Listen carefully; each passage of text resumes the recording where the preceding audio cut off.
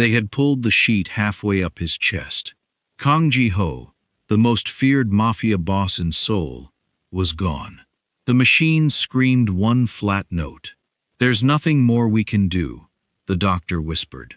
50 men in black bowed their heads. Then a barefoot 6-year-old Nigerian girl slipped past the guards, climbed onto that cold hospital bed, wrapped her tiny fingers around his lifeless hand, and cried. "Mommy promised you'd come back for me," she whispered. 7 words, just 7, and suddenly the heart monitor exploded back to life.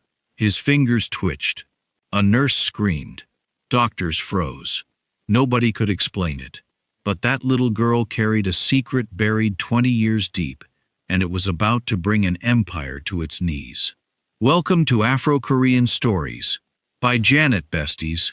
Please like, share, and subscribe. Comment below where you are watching from and what time it is over there. If stories like this make your heart race, I have something special for you. The Ultimate Mafia Boss Love Collection brings together 15 unforgettable Afro-Korean romance stories, 20 audiobook versions, and 5 exclusive bonus stories not available on YouTube, but only through the collection. Click the link in the description to get yours. Now, let's get into today's story. The city beyond the glass towering windows of St. Mercy Private Hospital in the heart of Seoul, relentless and unforgiving, dissolved into a blur of gray lights and streaming water, as though Seoul itself was mourning someone it had not yet buried. On the 7th floor, inside the intensive care unit, an unsettling silence settled over the room. It was not the calm silence that follows recovery or relief. It was heavier than that, colder. The monitors that had fought tirelessly to keep one man alive had fallen still. Their steady rhythm had vanished, leaving behind a silence so suffocating that it seemed to swallow every breath in the room. Doctors stood frozen. Nurses lowered their eyes. No one spoke. No one moved. It was the kind of silence that arrives only after tragedy, when everyone knows something irreversible has happened, but no one has the strength to be the first to say it aloud. Kang Ji-ho lay on the bed in room 7, wrapped in tubes and bandages, his skin the gray color of old ash. For 15 years, this man had been the single most feared name in the Korean underworld. Businessmen trembled when his car pulled up. Rival gangs whispered his name like it was a curse that might summon him.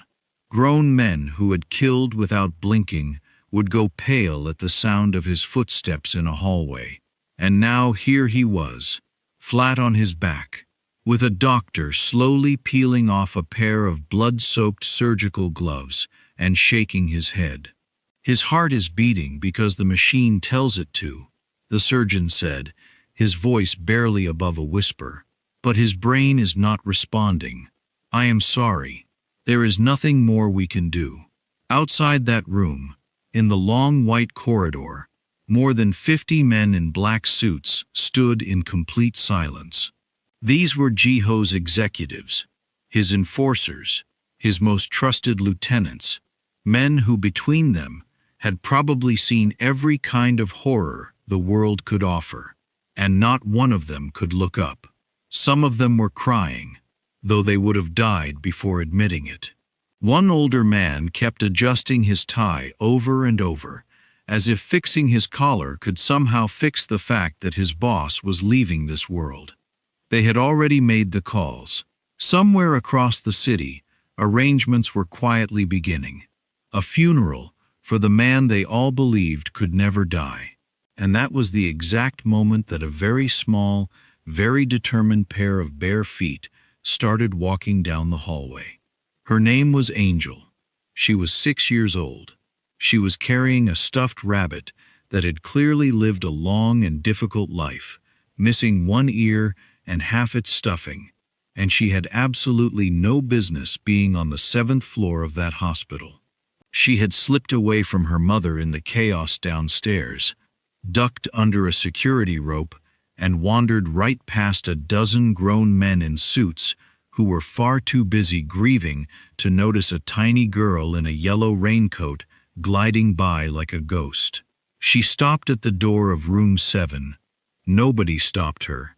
She pushed it open with both hands, and she looked at the dying mafia boss the way most people would look at a lost friend. She did not scream. She did not run. She walked right up to the side of the bed, stood on her tiptoes, and slid her small brown hand into his cold, still one. Then her face crumpled, and the tears came, and she said the words that would change everything. "Mommy promised you'd come back for me." 7 words. And then, from the machine beside the bed, came a sound that made the hair on every neck in that hospital stand straight up. Beep, beep, beep, beep, beep. His fingers moved. Just barely. Just enough. His eyelids trembled like a man fighting his way up from the bottom of a very deep, very dark ocean. A nurse standing in the doorway screamed and dropped her clipboard. A doctor came sprinting down the hall so fast he nearly took the door off its hinges. Suddenly the room that had been a place of death was a place of shouting and running and equipment being wheeled back in. And in the middle of all of it stood one little girl, still holding the hand of the most dangerous man in Korea, crying softly and refusing to let go. Now I know what you are thinking. How? How does a man that the finest doctors in Seoul had already given up on suddenly come clawing back to life because a child said 7 words? The doctors could not explain it. The mafia would soon call it a miracle. But the truth, the real truth, was buried 20 years deep, in a story that stretched all the way from a university campus in Africa to the bloody streets of Seoul. And by the time you understand it, you are going to look at that little girl very, very differently. But we are getting ahead of ourselves. Let us go back a little. Let us talk about the monster first. They called him many things in Seoul, but never to his face. The Iron Ghost, the Undertaker, the man who buried the mayor's secrets, and the man who buried the people who knew them. For 15 years, Kang Ji-ho had ruled the city's underworld with a discipline that bordered on frightening. He did not raise his voice. He did not make threats. He simply spoke once, softly, and things happened, or people disappeared. His enemies feared him. His allies obeyed him instantly. And absolutely everyone agreed on one thing about the man. Kang Ji-ho had no heart. He had never married. He had never been seen with a woman he seemed to actually care about. He did not laugh at jokes. He did not celebrate holidays. His own men had a running theory that he had been born fully grown, in a black suit, already angry. One brave young enforcer had once made that joke at a dinner, and the whole table had frozen in terror. Ji-ho had simply looked at him for a long, cold moment, then said, "That is the funniest thing you will ever say. Enjoy it." Nobody could tell if that was a compliment or a death sentence. The young man did not sleep for a week. So yes, cold, ruthless, untouchable. That was the legend. But every legend has a crack in it. And Ji-ho's crack came once a year, on the same date, every single year, without fail. On that one date, an enormous sum of money would quietly move from one of Ji-ho's private accounts into the funds of orphanages and children's hospitals scattered across the country. No press, no photographs, no name attached. His own accountant, a nervous little man named Mr. Bay, who had handled the mafia's money for over a decade, did not know why. He knew better than to ask. All he knew was that on that one day, if the transfer was even 1 hour late, the boss would appear at his desk in person, and Mr. Bay would nearly faint.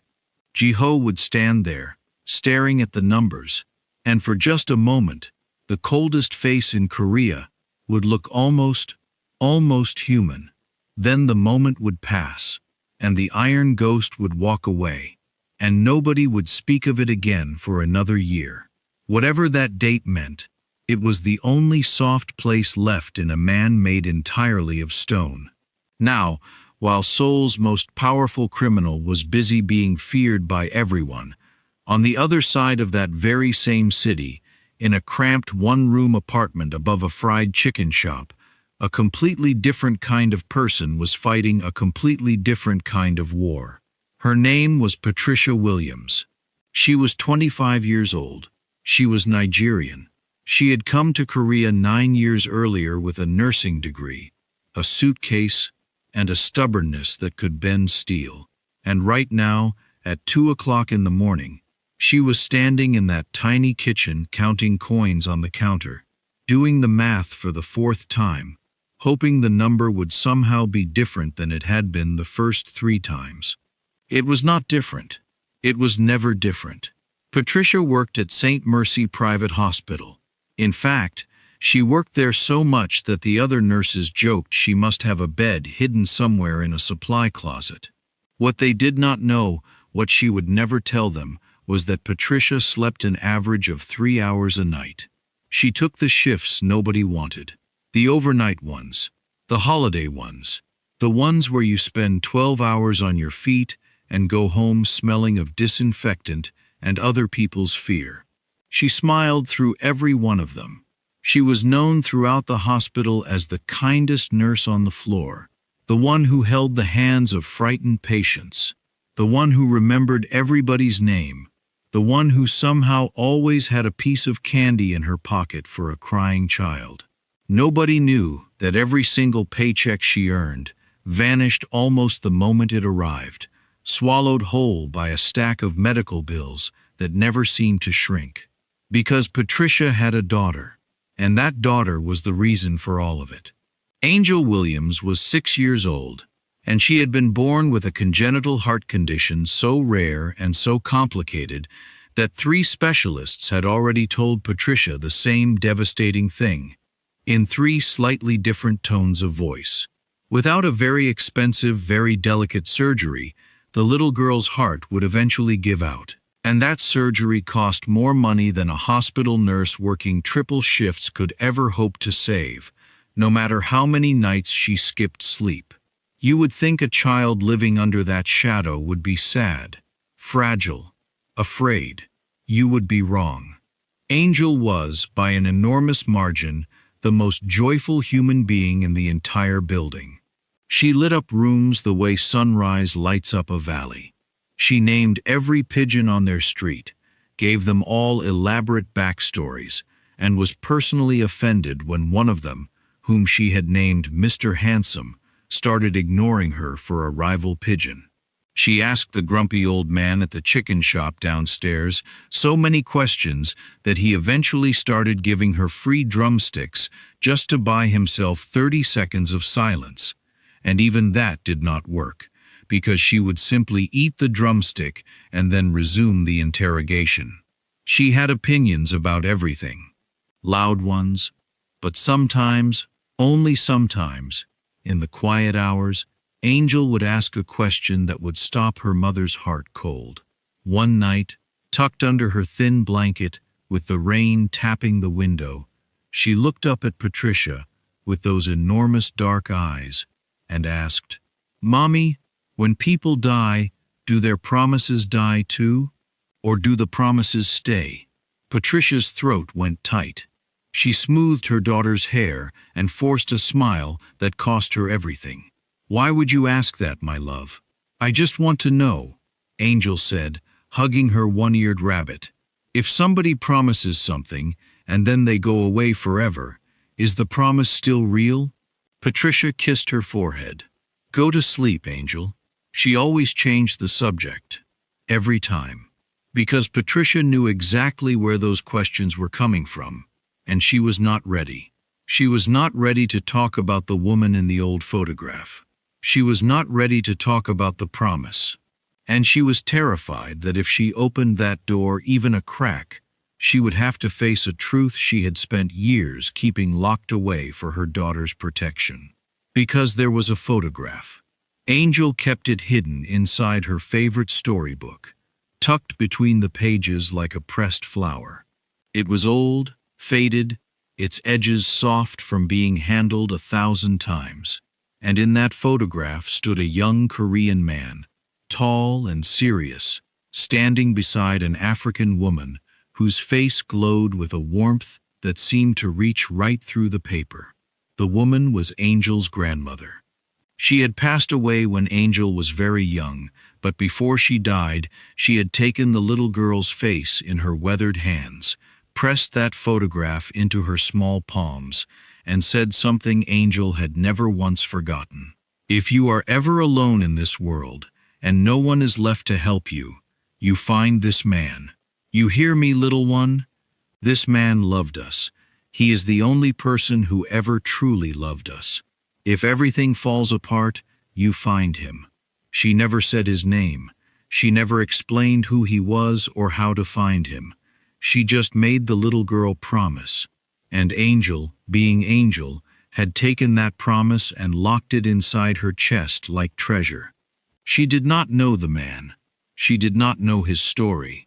She only knew the promise, and she guarded it the way she guarded everything she loved, fiercely and without question. Patricia knew about the photograph. She had found it once, years ago, and her hands had shaken so badly she nearly dropped it. She knew the woman in the picture.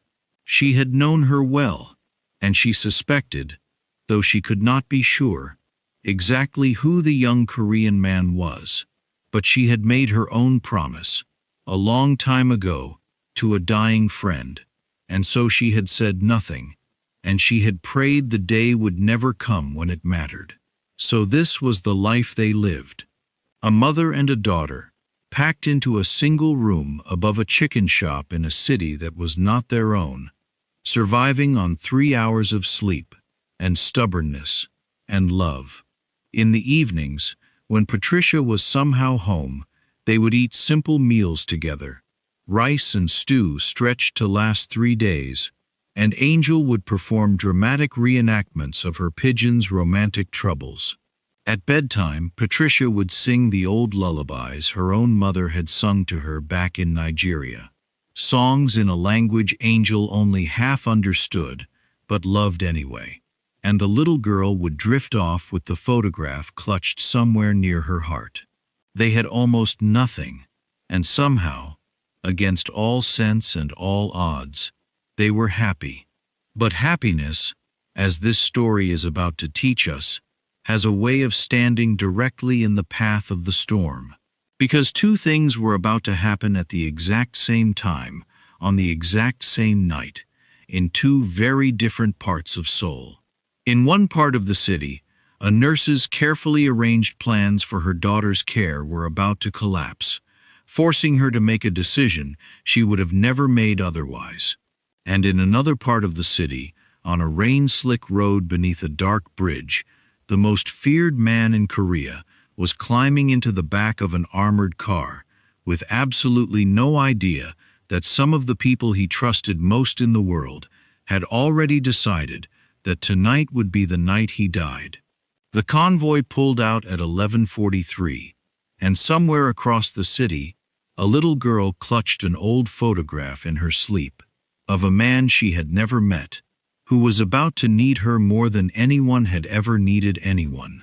Neither of them knew it yet, but the promise a dying grandmother had made was about to come due, and nothing in Seoul, above ground or below it, would ever be the same again. Let me take you inside that hospital room one more time, because what happened in the minutes after was almost as strange as the miracle itself. The doctors could not restart their disbelief fast enough to keep up with the machines. The surgeon who had, only minutes earlier, pronounced the case hopeless, was now barking orders like a man possessed, calling for scans, for readings, for a second opinion, and a third. The heart monitor, which had flatlined into that single unbroken note, was now stubbornly, impossibly climbing. 50 beats. 60, a rhythm, a pulse, A man who had been standing at the very edge of death had turned around and taken one shaky step back toward the living. And through all of it, nobody could pry the little girl's hand away. A young nurse tried, gently, to guide Angel back from the bed. Angel looked up at her with those enormous eyes and said, with the calm authority of a tiny queen, "He needs me to stay. If I leave, he will get scared." The nurse, who had 11 years of medical training, found she had absolutely no counter-argument for this. It was Patricia who finally came bursting through the doors, breathless, terrified, her ID badge swinging, having torn through 3 floors and 2 security checkpoints looking for her missing daughter. "Angel!" she gasped. "Angel! Oh, thank God. You cannot just disappear like that. Do you have any idea?" And then she stopped, because she saw the man on the bed, and every drop of color drained out of her face. She knew that face. It was older now, harder, carved by 20 years of things she could only imagine. But it was the same face from the photograph hidden in her daughter's storybook, the same serious eyes, and Patricia Williams, standing in the doorway of room 7, felt the floor tilt beneath her feet as a truth she had buried for years came clawing its way up out of the ground. She did not say a word. She grabbed her daughter, pulled her close, and got her out of that room as fast as her legs would carry her, before anyone could see the recognition written all over her face. But someone had already been watching. In the corner of the corridor, half hidden in shadow, one of Jiho's senior executives, a lean, gray-templed man named Director Choi, had seen the whole thing. He had seen the child wake a dead man. And where the doctors saw a miracle, Director Choi, whose mind had spent 30 years thinking only in terms of leverage and threat, saw something else entirely. He saw a weapon. He saw a key. And very softly, to no one but himself, he murmured, "So the boss has a weakness after all. Interesting. We will come back to Director Choi. Remember him. He is going to matter more than anyone in this story would like. But first, you deserve to understand just how impossible this all was. You deserve to understand who Kang Ji-ho really was, so that you can feel the full weight of a child cracking open a heart the whole country believed was solid rock. There is a story they still tell, in the back rooms of Seoul, in the places where the powerful drink and the dangerous whisper. Years ago, 2 rival organizations had gone to war. Bodies were dropping. The city was on fire. The police could not stop it. The politicians could not stop it. Nobody could stop it. And then Kang Ji-ho walked into a warehouse where the 2 rival bosses were meeting, alone, without a single bodyguard, sat down at the table between them, folded his hands, and said 7 words of his own. Nobody outside that room knows what those 7 words were. But both bosses shook his hand. The war ended that night, and neither organization ever crossed him again. That was the kind of man he was. He did not need an army. He was the army. His own men worshipped him and feared him in equal measure, which is a very difficult thing to do at the same time, but they managed it. He had rules, and the rules were absolute. Never lie to him, because he always knew.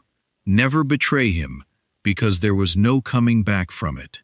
And never, ever, under any circumstances, mention his past.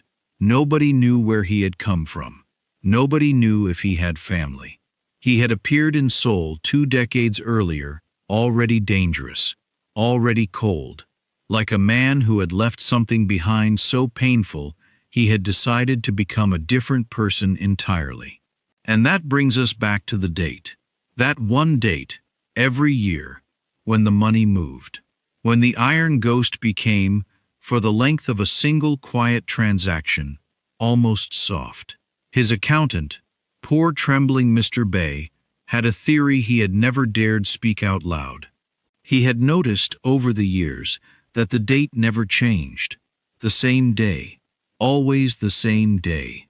And Mr. Bay, who was nosy in the way that terrified people sometimes become nosy, had once looked up what that date might mean, and had found nothing, and had let the matter drop out of pure survival instinct.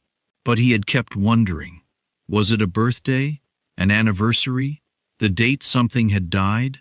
All he knew was that on that day, the most powerful criminal in Korea gave a fortune to children he would never meet, and told no one why, and dared the world to ask. Now hold that image in your mind, that image of a stone-hearted man secretly weeping money for orphans once a year, and let us cross the city again, back to the chicken shop, back to the nurse and her impossible little girl. Because their world was about to be shaken too. Patricia's day, on the day everything changed, had started badly and gotten worse. She had worked a double, then a triple, her feet screaming, her eyes gritty. She had comforted a dying old man whose family never visited, held the hand of a frightened teenager before surgery, cleaned up messes that would have made most people quit, and done it all with that same warm, tired smile. The head nurse, a sharp-tongued woman named Nurse Han, who pretended to have no feelings but secretly saved the best shifts for the staff she liked, had cornered Patricia by the vending machines. "You look terrible," Nurse Han said, which from her was a form of affection. "I feel worse," Patricia admitted. "Go home. Sleep. You are no good to anyone dead on your feet." "I cannot," Patricia said simply. And Nurse Han, who knew about the little girl, and the bills, and the surgery that hovered over them all like a debt they could never pay, said nothing more.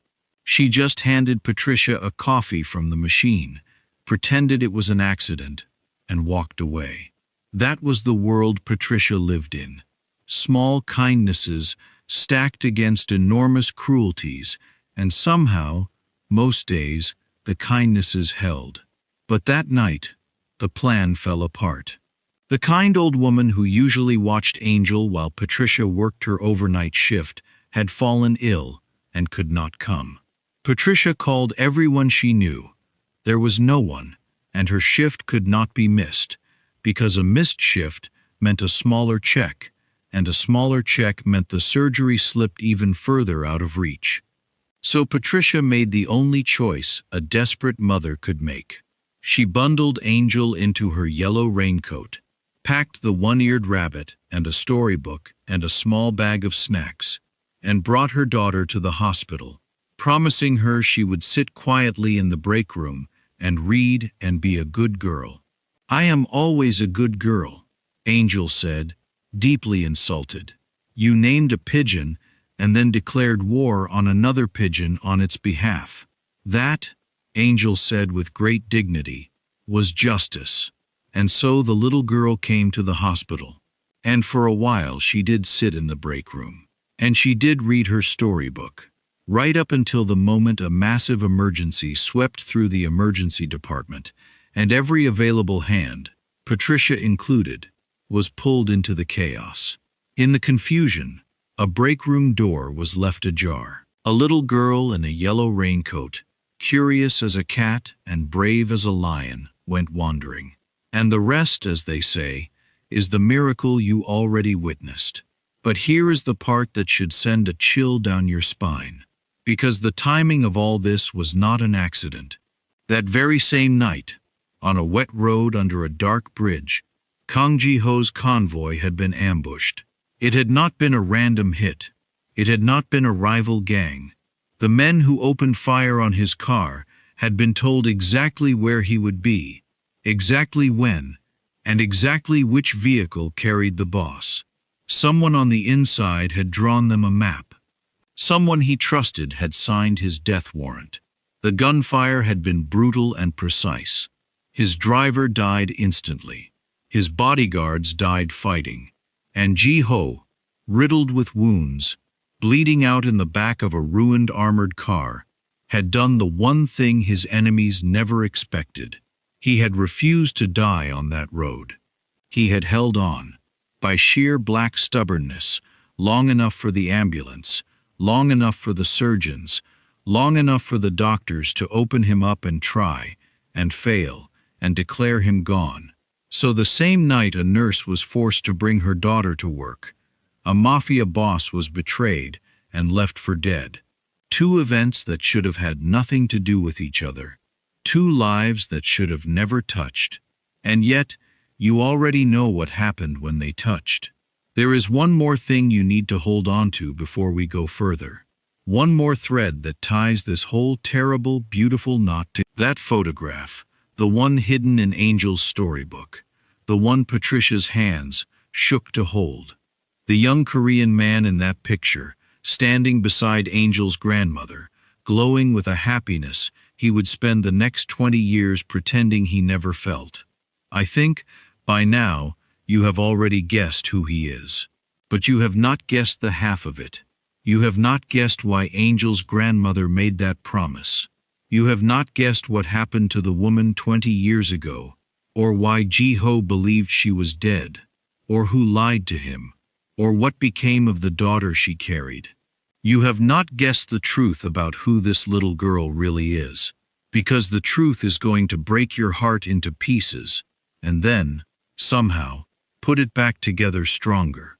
And you certainly have not guessed what Director Choi, standing in that shadowed corridor, was already planning to do to a 6-year-old girl he had decided was too dangerous to live.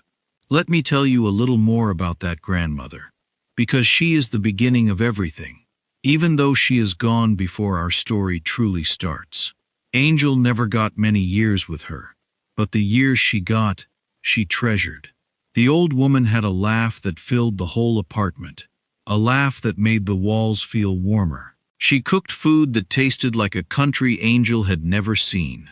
She told stories at night, wild stories full of clever tortoises and foolish kings and brave girls who outsmarted monsters.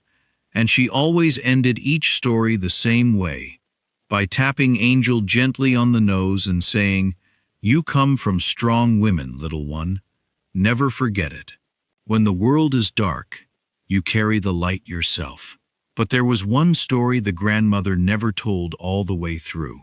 It began the same way each time. A long time ago, in a place far from here, a young woman was in terrible danger, and a young man with sad eyes and a good heart stepped out of the shadows and saved her when no one else would. Every time Angel begged to hear the rest, her grandmother's eyes would fill with tears, and she would go quiet, and she would take out that old photograph and hold it to her chest, and whisper, one day I will tell you the rest, when you are big enough to carry it." She never got the chance. She grew ill, quietly, the way strong women often do, hiding their pain so as not to frighten the people they love. And near the very end, with the last of her strength, she called little Angel to her bedside, pressed that photograph into her tiny hands, closed the child's fingers around it, and made her promise. "Find this man. He is the only one who ever truly loved us. If everything falls apart, you find him."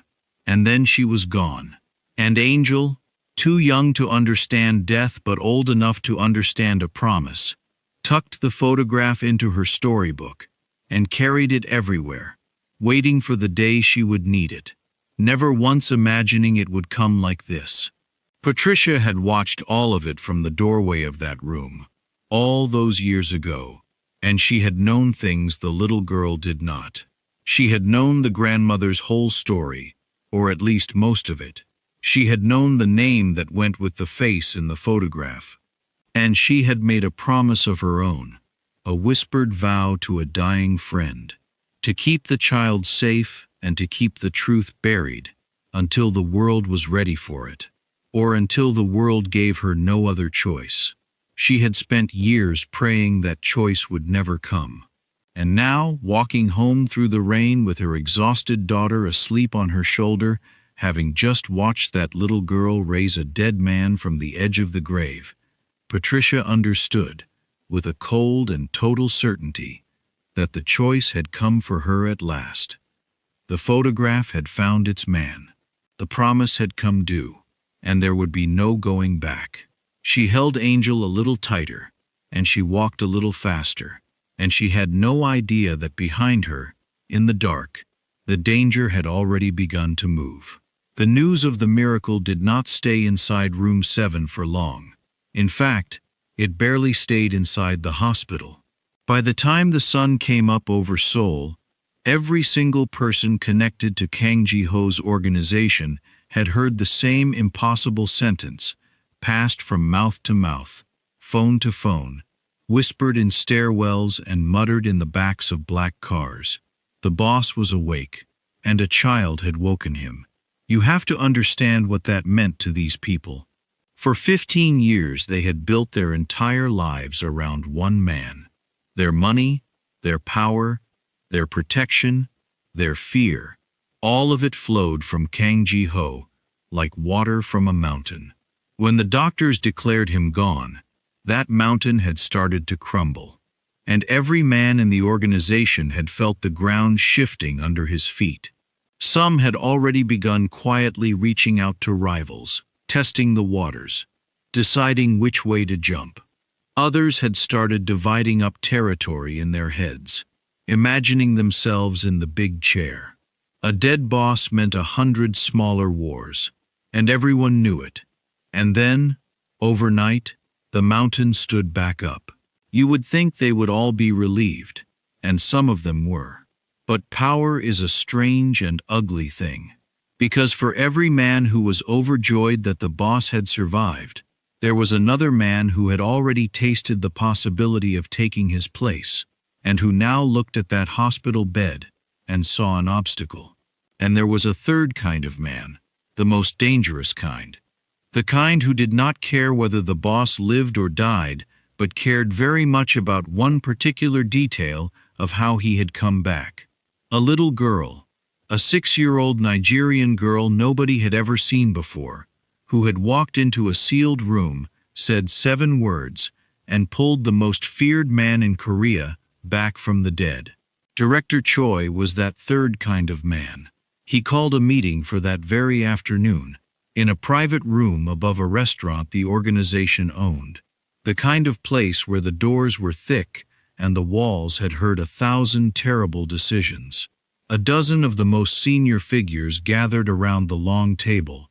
The air was heavy with cigarette smoke and unspoken ambition, and Director Choi, who had a gift for making cruelty sound like common sense, laid out the problem as he saw it.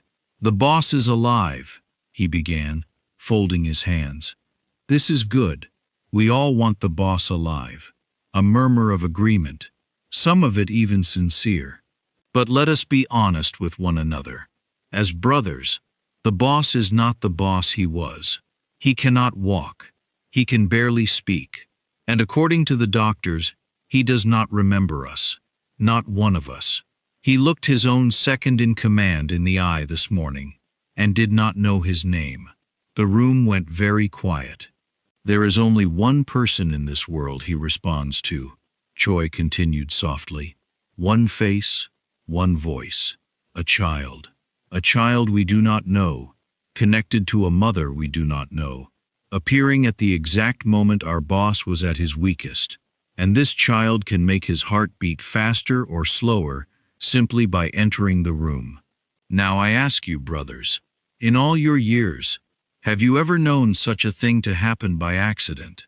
He let the question sit there, poisoning the air. An older man near the end of the table, a grizzled veteran named Old Pio, who had served Ji-ho longer than anyone, frowned deeply. "You are saying the child is a plant, a trick, sent by our enemies."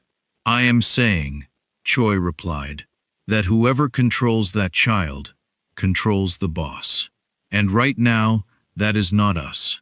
Right now, it is a foreign nurse who works the night shift and lives above a chicken restaurant. Think, brothers, if our enemies get to her first, they whisper in the child's ear. The child whispers to the boss, and the most powerful man in Korea becomes a puppet dancing on a 6-year-old string. Is that a risk any of us can afford? Half the table was nodding now. That was the terrible genius of it.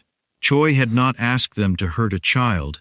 He had simply painted the child as a loaded gun lying on the ground, and asked which of them wanted their enemy to pick it up first. But old Pyo was not so easily moved. So what do you propose?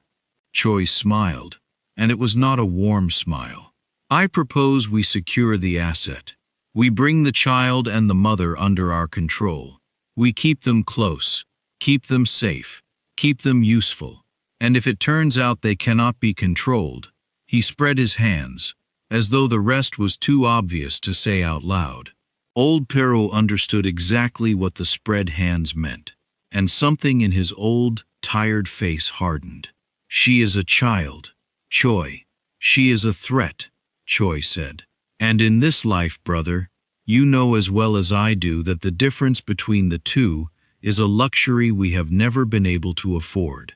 The meeting ended without a decision, which in the world of the mafia is its own kind of decision. It meant the matter was open. It meant men would begin acting on their own. It meant that somewhere out there, orders were about to be given that no one would ever admit to giving. And it meant that Patricia Williams and her daughter, who wanted nothing to do with any of this, who had simply been trying to survive, had just been quietly marked by the most dangerous organization in the country. They had no idea, not yet, but they would learn soon enough. Meanwhile, in room 7, a very different drama was unfolding, slower and stranger, and, in its own way, far more heartbreaking. Kang Ji-ho was awake, but Kang Ji-ho was gone. Oh, his body was healing. The doctors, who had never seen anything like his recovery, hovered around him like men studying a puzzle that refused to make sense. His wounds were closing. His strength was creeping back, inch by inch. But when they asked him his name, he stared at them. When they showed him photographs of his organization, of his empire, of the men who had served him for years, he looked at each face with polite, blank confusion, the way you might look at strangers in an old newspaper. The great, terrible, brilliant mind that had ruled Seoul's underworld had been wiped nearly clean, like a chalkboard after class. He did not remember the war he had ended with 7 words. He did not remember the money he moved every year on the same date. He did not remember his enemies, his allies, his rules, his rage. He did not even remember his own reputation, which was perhaps a mercy. He remembered exactly one thing: a face, a small brown tear-streaked face, framed by messy hair, with enormous dark eyes and a stubborn set to the jaw. A little girl who had held his hand. When he closed his eyes, that was the only image that surfaced from the black ocean of his lost memory, glowing faintly, like the single light left on in an abandoned house. He did not know her name. He did not know why he remembered her, and nothing else. But every hour that passed, he grew more certain of one thing, the way a drowning man grows certain of the surface.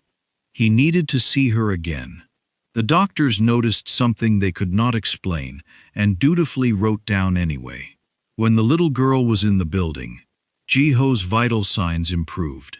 His color came back. His eyes grew sharper. He would sit up straighter, turn his head toward the door, as though he could sense her nearby. And when she left, when Patricia hurried her out and away, his numbers would slowly sag. His breathing would grow shallower. His eyes would dim. It was as though the child were carrying a piece of his life around in her small hands and taking it with her every time she walked out. One young doctor, brave or foolish, tried to explain it to the senior physician. It is almost like she is his. He hunted for the word, his anchor, like she is the thing tethering him to this world. The senior physician told him to write down the numbers and keep his poetry to himself. But privately, walking home that night, Even that hardened old man could not shake the feeling that he had witnessed something that did not belong in any medical textbook. Patricia, for her part, was living a nightmare she could not wake up from. She had recognized the face. She knew, in her bones, who was lying in that bed, though she had never spoken his name aloud. Not once, not even to herself. And she knew, with the sharp instinct of a woman who had survived hard things, that her daughter was now standing very close to something enormous and dangerous, something that could swallow them both. Her first instinct was the same instinct that had kept them alive all these years. Run. Take Angel. Take the little money they had, and disappear into the city, into another city, into anywhere the shadow of that man and his empire could not reach. But she could not run, and the reason she could not run was breaking her heart, because Angel would not stop asking to go back. "Mommy, is the sad man awake?" Angel would ask, over breakfast, over dinner, in the middle of the night. "Is he lonely? He looked so lonely, Mommy. I don't like it when people are lonely." And no matter how Patricia deflected, no matter how she distracted, the little girl's mind kept circling back to the man in room 7, like a compass needle to north. Because Angel, who did not know the secret, who did not know the danger, who did not know anything except what her heart told her, had decided that the sad man in the hospital was her responsibility. And Angel took her responsibilities very seriously. "He needs me," she told her mother simply, with the unanswerable logic of a 6-year-old. "You always say we should help people who need us. He needs me, so I have to help him." Patricia had no idea how right her daughter was. She only knew that the strings that had come loose 20 years ago were pulling tight again, drawing her family straight toward a man she had spent her whole life trying to keep them away from. And she had no idea that the danger had already arrived at the hospital doors. It came, as danger so often does, disguised as something ordinary. 2 men in visitor badges, well-dressed, polite, carrying a bouquet of flowers. They signed the guest book with false names. They asked, with perfect friendliness, for directions to the pediatric wing, mentioning a sick niece. And then they did not go to the pediatric wing at all. They drifted, patient and unhurried, toward the 7th floor, toward room 7, toward the little girl they had been told would be visiting that afternoon. They were not there for Jiho. Jiho was too well guarded, even now. They were there for the child, because in the tangled, paranoid logic of the underworld, someone had already decided that the simplest way to cut the string was to remove the puppet's controller. Kill the little girl who could wake the boss, and the boss stays weak, stays confused, stays easy to replace. It was cold. It was monstrous. And in that world, it was simply Tuesday. What those 2 men did not know was that not everyone in Kang Ji-ho's organization had lost their soul. Old Puyo, the grizzled veteran who had served the boss longer than anyone, had not slept since the meeting above the restaurant. He had watched Director Choi spread his hands and let the unspeakable go unsaid, and something in his ancient, weathered conscience had refused to lie back down. He had spent his whole life in blood and shadow. He had done things he would answer for someday, but there was a line, even for a man like him, and that line had a very specific shape. It was the shape of a child. So old Pio had done something no one had asked him to do. He had gone to the hospital himself, quietly, and he had taken up a position where he could watch the 7th floor. He told himself he was only observing, only being careful, but the truth was that some old, buried part of him had decided, without quite admitting it, that if anyone came for that little girl while he was breathing, they would have to come through him first. And that afternoon, they came. Patricia had brought Angel back to the hospital, against her own better judgment, because the little girl had cried and pleaded, and because, God help her, Patricia's own heart had begun to bend toward the man in that bed, for reasons she did not want to examine. She was walking Angel down the 7th-floor corridor, holding her small hand, when old Pio saw the two men with the flowers move. He saw the way they angled toward the child. He saw one of them slip a hand inside his jacket, and 40 years of instinct exploded into motion. "Get down!" the old man roared, and he threw himself across the corridor. What happened next happened in seconds, though for Patricia it would stretch out for the rest of her life. There was a flash of movement. There was old Pio, this ancient, gray-haired man, moving faster than anyone his age had any right to move, slamming into the first attacker and driving him into the wall. There was a struggle, brutal and silent, the way real violence usually is, nothing like the movies. There was Patricia, grabbing Angel and throwing her own body over the child, shielding her, screaming for security. There was a second attacker, reaching past the chaos, reaching for the little girl. And there was old Pio, bleeding from a wound Patricia had not even seen him take, turning at the last possible instant and putting himself, his whole body, between that second man and the child. He did not have to. He owed these people nothing. Angel was a stranger to him, but he did it anyway. Security came pounding down the hall. The attackers, professionals to the last, knew when a job had gone wrong, and they melted away into the confusion, gone almost before anyone understood what had happened. And Patricia found herself on the floor of a hospital corridor, clutching her sobbing daughter, staring at an old man she had never met, who was slumped against the wall with his hand pressed to his side and dark red seeping between his fingers. "Are you hurt?" she gasped. "Are you hurt? Are you hit? Let me see. I am a nurse. Let me—" "The child," old Pio wheezed, waving her hands away. "Is the child all right? She is fine. She is safe. You saved her. Please let me help you." The old man looked at Angel then, at her tear-streaked face, at her enormous dark eyes, at the one-eared rabbit she was still somehow clutching through all of it.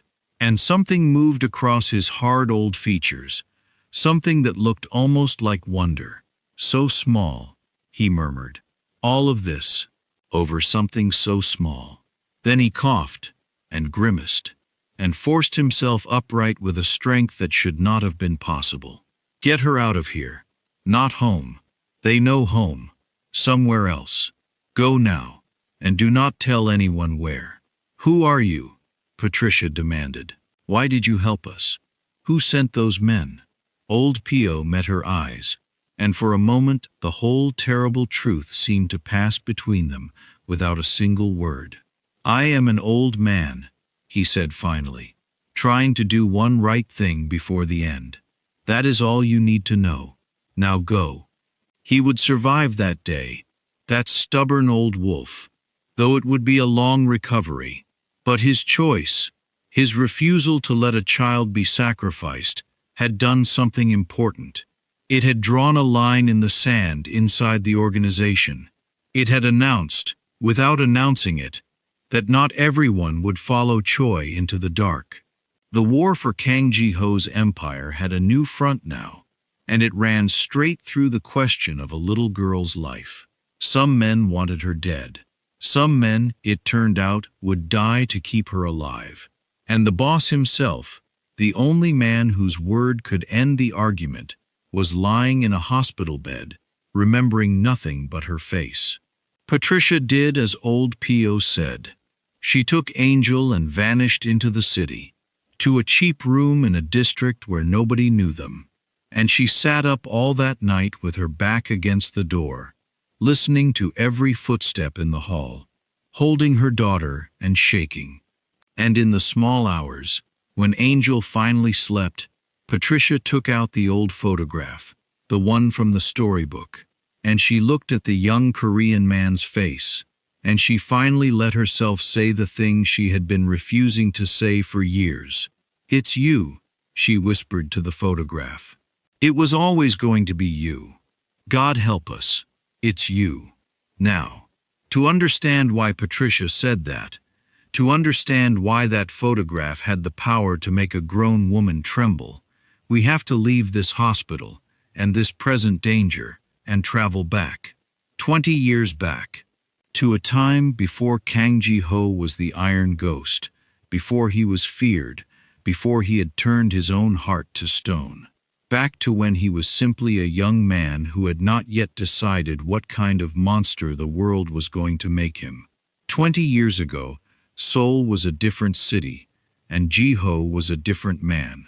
He was young, sharp-eyed, already deep in a life he had not fully chosen, running errands for dangerous men, learning the trade of shadows.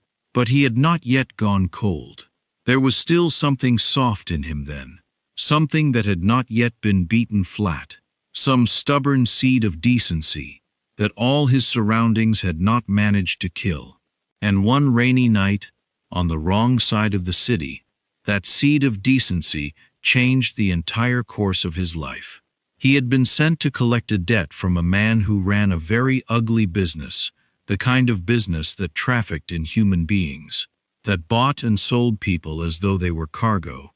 Ji-ho had walked into a back room, expecting money. Instead, he found a young African woman, a university student, terrified, bruised, trapped. One of dozens of people this man kept locked away to sell. She had come to Korea to study. She had been promised a scholarship, a future, a dream. And she had been stolen the moment she stepped off the plane, her passport taken, her name erased, her life reduced to a price. Ji-ho was not supposed to care. In his world, this sort of thing was simply business, and business was not his to question. Every rule he had learned told him to collect the debt, turn around, and walk out, and never think about that back room again. He looked at the young woman's face, and for reasons he could not explain then, and could not explain 20 years later, he did not walk out. He got her out instead. It was not clean, and it was not easy, and it very nearly got him killed. But that night, a young man who was supposed to be learning how to become heartless made a choice that proved he was not heartless at all. He took an enormous risk for a stranger who could do nothing for him in return. He pulled her out of that darkness and into the rain, and he did not know it yet. But in doing so, he had just met the one person who would love him for the man he could have been, instead of fearing him for the man he was becoming. Her name, he would learn, was a name that Angel's grandmother would carry for the rest of her days. And the young man in the faded photograph, the man Angel had been told to find, the man now lying broken in room 7, remembering nothing but a child's face, was about to fall completely and hopelessly in love. Let us stay in that rainy night 20 years ago a little longer, because everything, absolutely everything in this story, grows from it like a tree from a single seed. After Ji-ho pulled the young woman out of that terrible place, he did not know what to do with her. He could not take her to the police, because in his world the police were often just another kind of danger, and half of them were paid by the very men he had stolen her from. He could not take her to his own people, because his own people would have simply dragged her back and put a bullet in him for the trouble. So he did the only thing he could think of. He took her to a small, cheap room he kept that no one knew about, a room that was his one secret from the organization, and he told her she could stay there until it was safe. She did not trust him at first. Of course she did not. Why would she? He was one of them, or close enough. He carried himself like a man who hurt people for a living, because he was becoming exactly that. She sat in the corner of that little room, wrapped in a blanket, watching him with wary, exhausted eyes, waiting for the moment the kindness would turn out to be a trap, as it always had before. But the trap never came. Instead, the young man brought her food. He brought her medicine for her bruises. He found a doctor he could trust, which in his line of work was nearly a miracle, and paid out of his own pocket to have her looked at. He asked for nothing in return. And slowly, over days that turned into weeks, the wary look in her eyes began to change. She started to talk. She told him about the country she came from, about her family, about the scholarship she had crossed the world to chase, about the dream that had been stolen from her at the airport. She told him her name, and the way she said it, proud and unbroken despite everything, made something in his chest ache in a way he did not have a word for. And here is the thing that changed him forever, the thing no amount of money or power ever could. She looked at him like he was a person, not a soldier, not a criminal, not a weapon, not a monster. In his whole life, everyone who met Ji-ho saw one of those things. His bosses saw a useful tool. His enemies saw a threat. Strangers on the street saw danger and crossed to the other side. But this young woman, who had every reason in the world to fear him, looked at him one evening as he set down a bowl of soup, and she said quietly, "You are not what they made you into. I can see it. There is a good man in there, hiding. I do not know why he is hiding, but I see him." Nobody had ever said anything like that to him. Nobody had ever looked past the shadow he was becoming to the boy he had once been. And in that cramped little room, a young man who was well on his way to becoming the iron ghost of Seoul felt, for the first time in years, like maybe he did not have to be a ghost at all. They fell in love the way two people fall in love when the whole world is against them, quietly, fiercely, and completely. He would come to that little room whenever he could slip away, and for a few stolen hours, he could stop being the thing his life was turning him into and just be a young man in love. She teased him about how seriously he took everything. He learned to laugh again, really laugh, a thing he had almost forgotten how to do. She cooked him food from her home, food full of spices he had never tasted, and he ate every bite and asked for more, even when it made his eyes water, just to see her smile. They talked about the future as though they were ordinary people who were allowed to have one. And one night, holding her hand in the dark, he made her a promise. "When I have enough saved," he told her, "we leave. Both of us. We go somewhere they cannot follow. I get you your passport back, your name back, your life back. And I will never let anyone hurt you again. I promise you. Whatever happens, wherever I have to go, I will always come back for you. Always." She believed him, because he was the first person in a very long time who had given her a reason to believe in anything.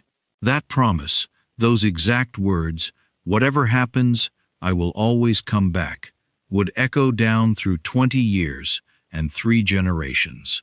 It would be carried by a dying woman to her granddaughter. It would be pressed into a little girl's memory, along with an old photograph. And one rainy night, in a sealed hospital room, 7 words built from the bones of that promise would drag a dead man back into the land of the living. But we are not there yet. We are still 20 years in the past, in a little room, with 2 young people who think they have found a way out. And I have to tell you now, gently, because you can probably already feel it coming. They did not get their happy ending. Not then. The world they lived in did not allow it. We will come back to what tore them apart, because you deserve to understand every cruel inch of it. But first, we have to return to the present, where a broken man is waking up, an old wolf is bleeding for a child, and a mother is hiding in a rented room, holding a photograph and whispering to a face from the past. Because back in that hospital, Kang Ji-ho was getting frustrated. And a frustrated Kang Ji-ho, even one who could barely walk and remembered almost nothing, was still not a man to be trifled with. He had begun to understand, in his foggy, half-erased way, that the little girl was being kept from him. He did not know why. He did not know who these serious men in black suits were who kept coming to his room and calling him boss and looking at him with a mixture of hope and fear. He did not know why they flinched when he raised his voice, but he knew, with total animal certainty, that the one thing that made the darkness in his head recede, the one face that felt like home in a world where nothing else did, kept disappearing. And he wanted her back. The child. He rasped to a doctor one morning, his voice like gravel dragged over stone. The small one. Where is she? Sir, you should rest. Where is the child? It was not a question the second time. It was the ghost of the old Ji-ho surfacing for a moment. The voice that had once ended a war. And the doctor felt his knees go weak without fully understanding why. Bring her. I need to see her. I do not. And here the terrible fog rolled back over his face, and the great and feared man looked suddenly lost, almost childlike. I do not remember anything else, only her. Please, bring her to me. Please. The men who had served Kang Ji-ho for 15 years would have told you the boss did not know that word existed. But there he was, broken and confused, saying please to a doctor, begging to see a little girl he could not name. Word of that got around too, and it terrified Director Choi more than anything yet, because a boss who felt nothing could be managed, redirected, eventually replaced. But a boss who had found something to love was a boss who had found something to protect. And a man who is protecting someone, Choi knew from long and bitter experience, is the most dangerous kind of man alive. We move faster, Choi told his closest men, in a quiet room with the doors shut. The old fool Pyo got in the way once. He will not get in the way again. Find the woman, find the child, and this time, do not use flowers. Before we continue, a quick note for everyone who loves these mafia boss romance stories. I've bundled 20 of our most loved Afro-Korean romance stories into the ultimate Mafia Boss Love Collection. You'll get all 15 complete stories, 20 audiobook versions, plus 5 exclusive bonus stories you won't find on YouTube. If you'd love to enjoy these stories anytime, without ads or interruptions, you'll find the link in the description below. Meanwhile, in her rented hideaway, Patricia was doing math again. Not money math, this time. Survival math. She counted the exits. She counted the hours until Angel's next dose of heart medication. The medication she could not afford to run out of. The medication she could not afford to run out of. The medication she could not afford to run out of. The medication she could not afford to run out of. The medication she could not afford to run out of. The medication she could not afford to run out of. The medication she could not afford to run out of. The medication she could not afford to run out of. The medication she could not afford to run out of. The medication she could not afford to. She counted the reasons to run and the reasons she could not. And she kept coming back, again and again, to the one impossible truth at the center of it all. The only person powerful enough to protect them from the mafia was the mafia boss himself. The very man whose empire wanted her daughter dead was also, if the photograph told the truth, the one man on earth who might move heaven and earth to keep that same little girl safe. Everything depended on which version of Kang Ji-ho woke up from that hospital bed.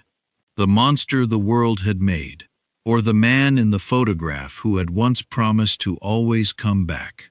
Patricia looked at her sleeping daughter, at the small chest rising and falling with the fragile heart inside it, and she made a decision that terrified her to the center of her soul. She was going to take Angel back to that hospital, not to hide anymore, to find out once and for all which man had survived. She just prayed she was not walking her only child straight into the jaws of the very thing she had spent a lifetime running from. For a few short months, they were happy, truly happy, in the reckless, breathless way that only people with no right to be happy ever manage. Ji-ho was saving every coin he could hide from the organization, building toward the day he had promised, the day they would vanish and start again somewhere clean. She was learning the city, dreaming out loud about the life they would build, planning a future stitched together out of hope and stubbornness. And then, quietly, without fanfare, the future arrived early, in the form of news that left them both sitting in stunned silence on the floor of that little room. She was pregnant. Ji-ho, the young man who would one day be feared across all of Seoul, sat there with his hand over his mouth, and tears he could not stop rolling down his face, and he laughed, and he cried, and he pulled her into his arms and swore on everything he had left to swear on, that he would get them out, that his child would never know the world he had come from, that this baby would grow up somewhere safe, somewhere warm, somewhere far away from shadows and blood and men in black suits. He doubled his efforts. He took risks he never should have taken, chasing money faster, harder, more desperately, because now there was a clock ticking, and it was the most beautiful and most terrifying clock in the world. And that desperation, that beautiful, reckless love, is exactly what his enemies used to destroy him. You see, Ji-ho was rising in the organization, and rising men make enemies. There were older, colder figures above him who had noticed the change in the young man. They had noticed him pulling away, noticed him saving money, noticed the softness creeping back into a soldier they had spent years hardening, and they did not like it. A man with something to protect is a man who cannot be fully controlled, and control was the only currency those men truly cared about. They decided, in the quiet, ruthless way such men decide things, that Ji-ho's little secret was a liability, and they decided to remove it. They did not simply kill her. That would have been too clean and too obvious, and it might have turned Ji-ho into a weapon aimed straight at their own hearts. No, they were cleverer and crueler than that. They arranged for her to disappear. They used their connections, their corrupt officials, their long poisoned reach, and they made her vanish, quietly, completely, in a single terrible night, while Ji-ho was away on a job they had deliberately sent him on. And when he came back to that little room and found it empty, they were ready with the lie. They told him she was dead. They showed him things a grieving man does not think to question. Papers, officials nodding gravely, a story constructed carefully enough to survive the only kind of scrutiny a young man drowning in grief could manage.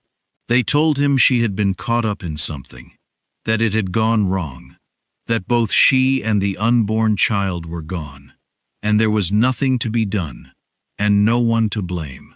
They watched his face as they said it. They watched the light go out of him, and they were satisfied, because a broken man who has lost everything is a man with nothing left to lose, and a man with nothing left to lose makes the perfect soldier. They were right. That is the terrible part. They were right. Something died in Ji-ho that day, and in its place, something else was born. The grief did not make him weak. It made him into a monster. He stopped saving to escape, because there was no longer anyone to escape with. He stopped dreaming of a clean life, because the clean life had died in a lie he could not see through. He took all that love, all that tenderness, all that stubborn decency the young African woman had once glimpsed hiding inside him, and he buried it so deep that even he forgot where he had put it. He turned his heart to stone on purpose, because a stone heart cannot be broken twice. And over the years that followed, that broken young man became the Iron Ghost. The man who ended wars with 7 words. The man the whole city feared. The man who had, everyone agreed, no heart at all. But he had a heart. He had simply locked it in a coffin and thrown it into the sea. And once a year, on the same date, every single year, that coffin would rise. That date, the one that made poor Mr. Bay the accountant tremble, the one that moved a fortune into the accounts of orphanages and children's hospitals, was the day he had learned she was gone. The day he lost her and the child he never got to meet. He could not remember her without the grief swallowing him whole. So instead, once a year, he gave everything he could to children who had also lost the people who were supposed to protect them. It was the only way the buried man knew how to grieve. It was a father's love with nowhere to go, poured out into the dark, year after year, for 2 decades, for a child he believed had never even been born. He was wrong, and that is where this story breaks your heart in half, because she had not died. The lie was only a lie. The young woman had been made to vanish. Yes, torn away from the man she loved, cast out of the country with nothing, threatened into silence, warned that if she ever came looking for Jiho, they would finish what they started. And so, to protect the life growing inside her, she ran. She ran far, and she ran silent, and she gave up the only man she had ever loved to keep his child alive. She never told him. She never could.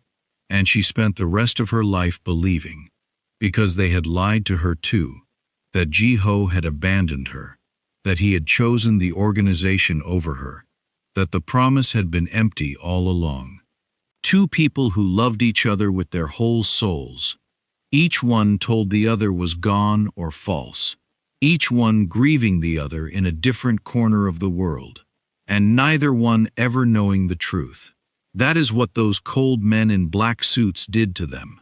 That is the wound at the center of this entire story.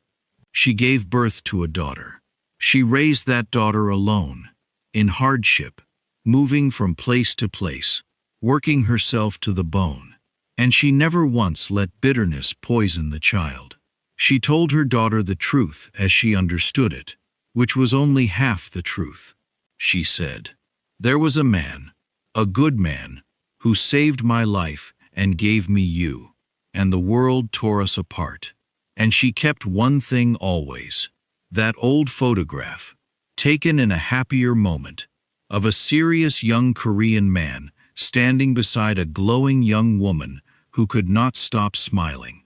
She kept it through everything, through poverty, through fear, through years of exhaustion.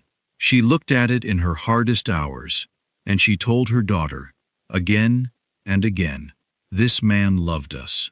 Whatever the world says, whatever they took from us, this man loved us, and he would have moved heaven and earth to keep us safe if they had let him." That daughter grew up, and when she was grown, she did something brave and foolish and heartbreaking. She came back. She came back to Korea, to the country that had swallowed her mother's dreams, searching for the man in the photograph. She did not have his name. Her mother had never known his true name, only the one he used in that little room. She had only the photograph, and a fierce, aching need to find the father who had never known she existed. She searched. She searched for years.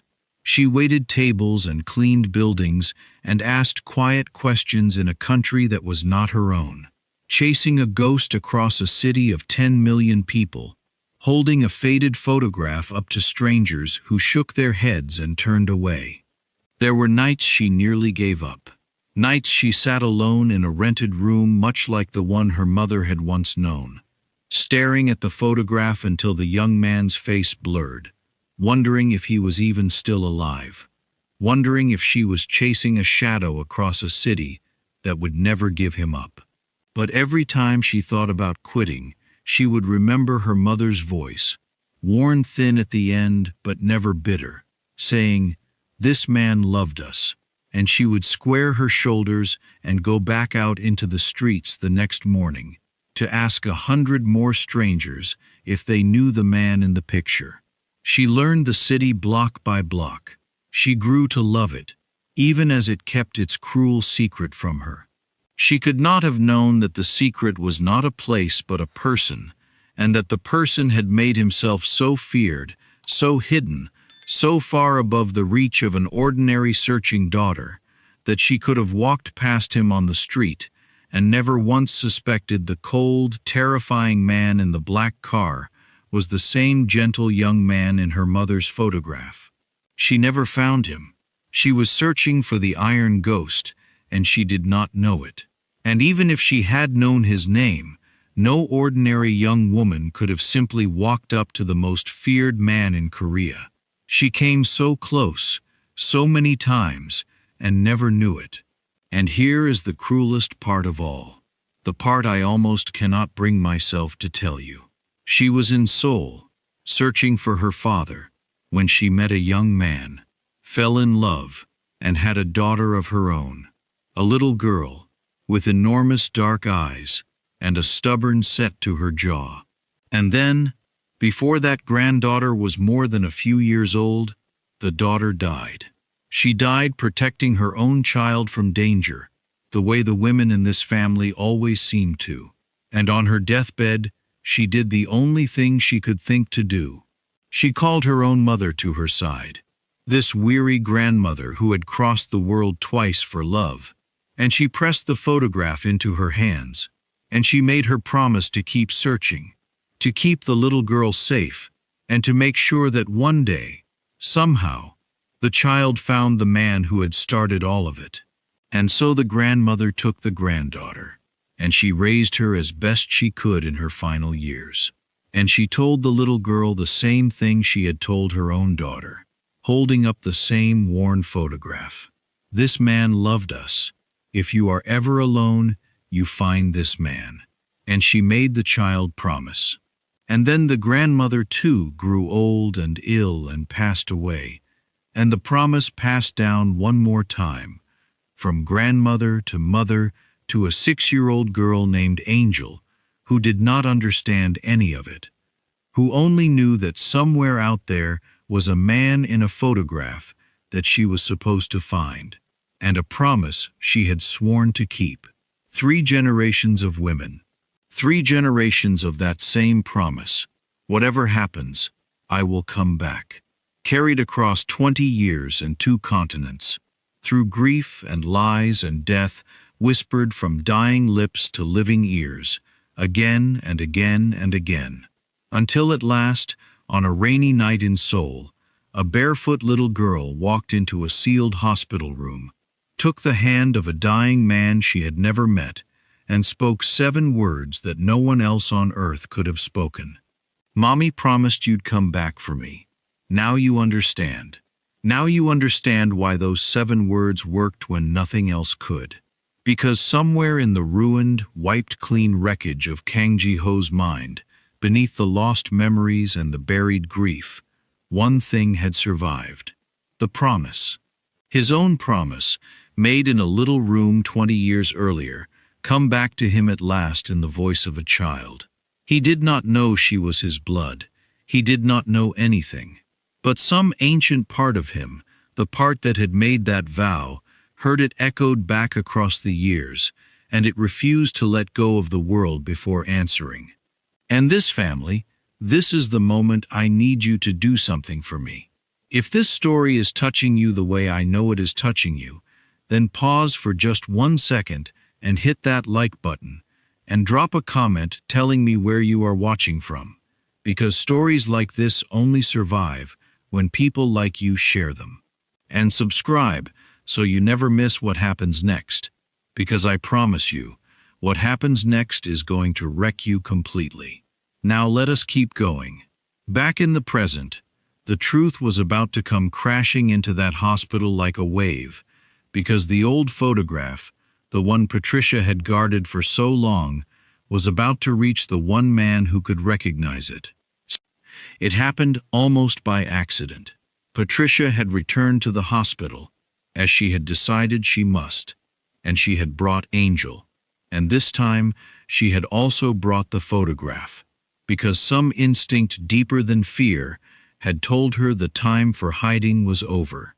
Angel, being Angel, had slipped into room 7 the moment the adults were distracted, climbed up onto the chair beside the bed, as though she owned it, and begun chattering to the confused, memory-wiped man, as if they were old friends. "You look better," she informed him seriously. "You were very gray before, grayer than a pigeon. Now you are only a little gray." And Ji-ho, who could not remember his own name, who could not remember his empire or his enemies or his grief, looked at this small bossy child, and felt, for the first time since he had woken, something warm move through the frozen ruins of his chest. He did not understand it. He only knew that when she was near, the fog lifted and the darkness pulled back, and he felt, impossibly, like a person again. "Who are you?" he asked her softly. Not a demand this time, a wonder. "I'm Angel," she said, as if it were obvious. "And Mommy has your picture. You're the man Grandma said I have to find." And with that, this 6-year-old, who had no idea what she was doing, reached into her mother's bag, pulled out the old faded photograph, and held it up to the face of the most feared man in Korea. "See? That's you. You were younger.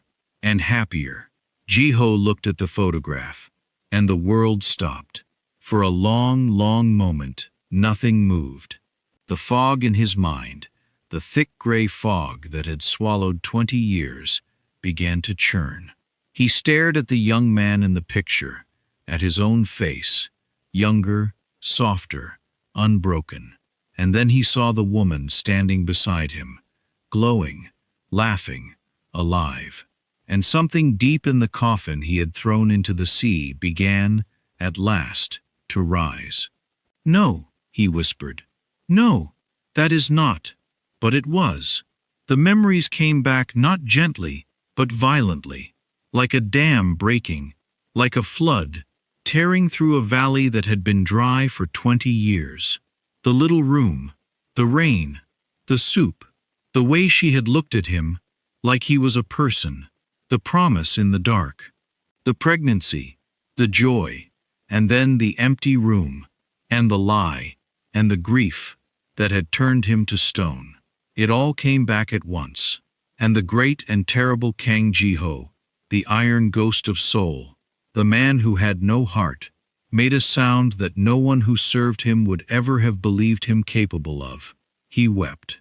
He clutched that photograph in a hand that had ended lives, and he wept like a father, like a lover, like a man who has just learned that the grief that shaped his entire existence was built on a lie.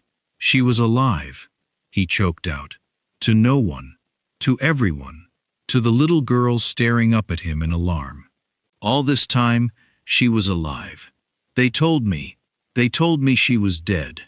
They told me the child was. His eyes went wide. His gaze locked onto Angel's face, seeing it now, truly seeing it. The enormous dark eyes, the stubborn jaw, the something in her features that pulled at a memory 20 years buried. "The child," he breathed. There was a child. Patricia, standing frozen in the doorway, having walked in to find her daughter holding the photograph up to a weeping mafia boss, understood in that instant that every secret she had guarded for years had just detonated at once, and she made a choice. She stepped forward, her voice shaking, and she told him the piece he did not yet know. "There was a child," she said quietly, "a daughter. She lived. She raised her alone. She never stopped believing in you, even when they told her you had abandoned her. And that daughter grew up.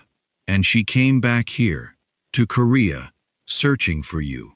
For years, she held that same photograph up to strangers, just like Angel just did, looking for her father." Patricia's own eyes filled. "She never found you, and a few years ago, she died, protecting her little girl, She died searching for you, and she never knew you were searching for her too." The room was utterly silent. "Then who?" Jiho whispered, though some part of him already knew. Some part of him had already begun to shatter. "Is this child?" Patricia looked at Angel, at the little girl who had woken a dead man, and she said the words that broke the last stone in Kang Jiho's heart. "Her name is Angel," she said softly, "and she is your granddaughter." They would run the tests later, to be certain. The doctors would draw the blood, and the machines would do their work, and the results would come back and confirm what everyone in that room already knew in their bones. But Jiho did not need the paper. He looked at the little girl standing beside his bed, the little girl who had walked past 50 armed men and cracked open a heart 20 years frozen, the little girl who had spoken 7 words that dragged him back from death itself. And he saw his daughter in her face, and he saw the woman he had loved in her eyes, and he knew. His daughter had died searching for him. He had spent 20 years believing she had never even been born, and the last living piece of everything he had lost, the last thread of the only love he had ever known, was standing in front of him in a yellow raincoat, holding a rabbit with one ear, worried that he was too gray. "Grandpa?" Angel said uncertainly, testing the strange new word, looking up at the weeping man in the bed. "Why are you crying? Did I make you sad?" And the iron ghost of Seoul, the most feared man in all of Korea, reached out with a trembling hand, and gently, so gently, touched the face of his granddaughter, and said the truest thing he had ever said in his life. "No, little one," he whispered. "You did not make me sad. You brought me back. You brought me all the way back." For a while, in that hospital room, the war, and the empire, and the danger, all seemed to fall away, and there was only a family learning each other for the very first time. Angel, once she understood that the gray man in the bed was her grandfather, took to the role of granddaughter with the same total commitment she brought to everything else in her life. She appointed herself in charge of his recovery. She informed him that he was not eating enough, that his blanket was crooked, and that his hair, which had gone gray at the temples, made him look like a wise old owl she had once named Professor Feathers.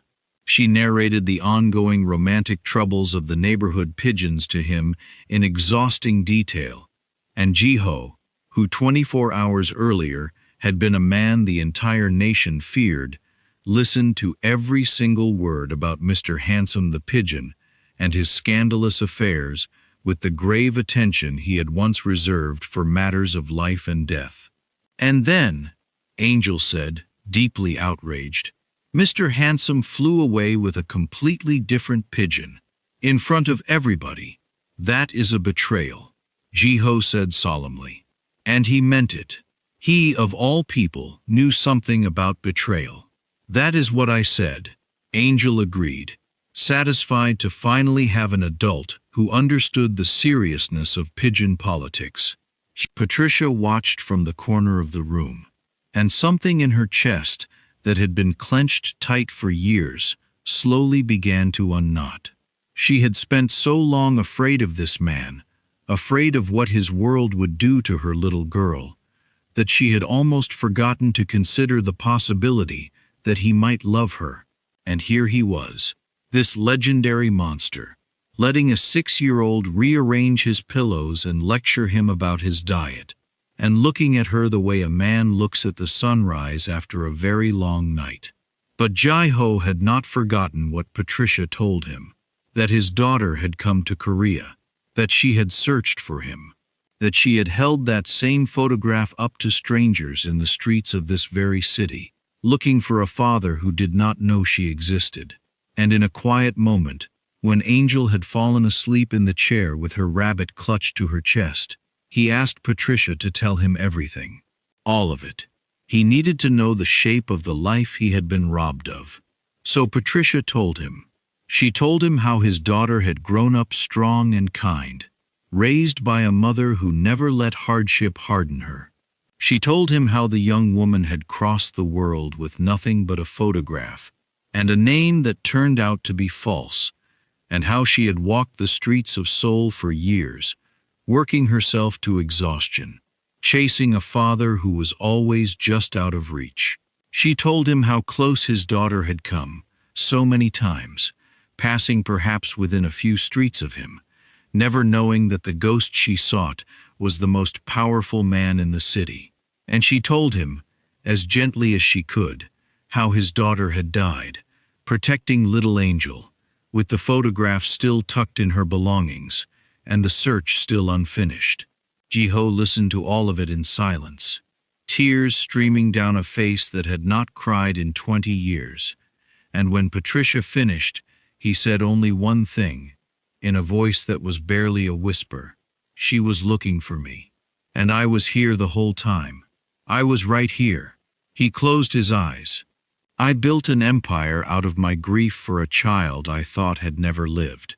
And that child was walking these same streets, looking up at these same buildings, holding my picture in her hand. What a terrible, terrible waste. What have I done with these 20 years? Patricia had no answer to give him. There was no answer. There was only the little girl asleep in the chair, the last living thread of everything he had lost, and the question of what he would do now that he had found her. Because even as that broken family found each other at last, in a hospital room in the heart of Seoul, the danger was closing in. Because Director Choi had learned the truth too, and a granddaughter, a true blood heir to Kang Ji-ho, was no longer just a threat to be managed. She was now the single greatest obstacle standing between Choi and everything he had ever wanted. The boss's memory was back. The boss's heart was back. And the boss now had something, someone, to live for, to fight for, to protect with every ounce of the terrible power he had spent 20 years building. Choi understood, with cold clarity, that there was only one move left to him. If he could not control the child, and he could not, and if the boss's love for her made the boss impossible to replace, then the child had to die, and she had to die now, before the boss recovered enough to bring the full weight of his empire down on anyone who dared to touch her. He gave his orders in a voice as flat and cold as a frozen lake, and the men who took them did not ask questions, because the money was good and the alternative was worse. They would come as staff, as orderlies, as maintenance workers, as a delivery crew with a van full of supplies. They would move floor by floor, cutting the cameras, sealing the stairwells, isolating the 7th floor from the rest of the world. And then they would do the thing that even hardened men flinched to say out loud. And they would be gone before the sun came up. And Director Choi would arrive in the morning wearing a face of grief and shock, ready to comfort a broken boss, and in time, to replace him. That was the plan. It was a good plan. It had only one flaw. And the flaw was this. Director Choi had spent his whole life underestimating the very thing this story is about. He had underestimated the power of love and the strange, unkillable loyalty it inspires. He did not know that old Pyo, the stubborn old wolf, had already begun quietly gathering the men inside the organization who still had a shred of conscience left. Men who had heard what happened in the corridor with the flowers and decided they wanted no part of murdering a child. He did not know that word of the granddaughter had spread, and that even in a world as dark as theirs, there were men who found the idea of killing the boss's own blood too foul to stomach. And he certainly did not know that the man lying in that hospital bed was no longer the confused, memory-wiped invalid he had been counting on. Because Kang Ji-ho had remembered who he was. All of it.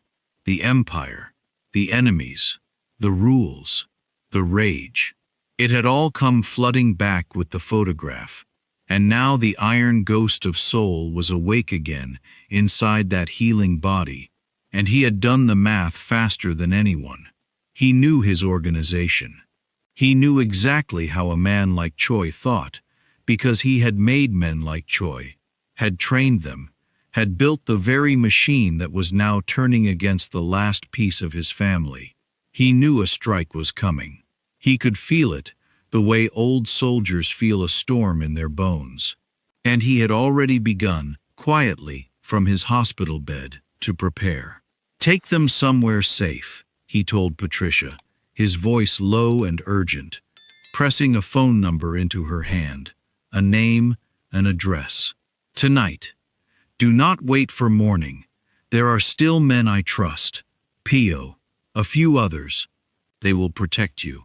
If anything happens to me." "Don't," Patricia said. "Don't say that." "If anything happens to me," Ji-ho repeated, gently but firmly, looking at the sleeping child in the chair. "You take her, and you run, and you do not look back. Promise me, she is all that is left. She is everything. Promise me you will keep her safe."